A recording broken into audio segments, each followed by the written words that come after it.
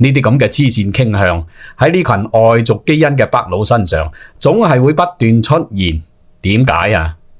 因為佢哋永遠代表咗國家統治者，永遠都係只有你錯，唔會佢錯。呢種威權傾向永遠可以指鹿為馬，將你班南方漢人點到陀陀擰，冇晒脾氣。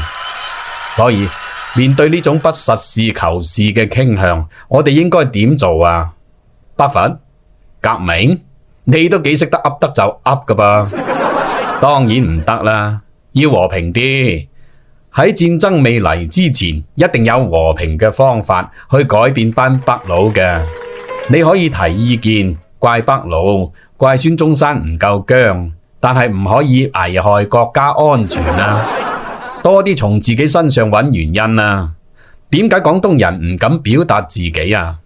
點解唔敢聯合起身同北佬講我哋要有返自己嘅文化，我哋嘅話語權啊？因為我哋自私、冷漠、唔團結咯。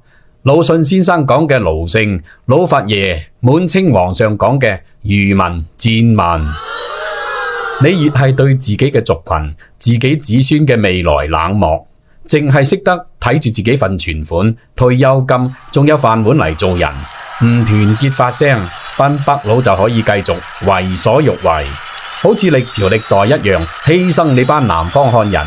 戰爭過後又生一群傻仔出嚟，俾佢哋當亞四咁使，捱生捱死，仲要話多謝你為天下太平做貢獻。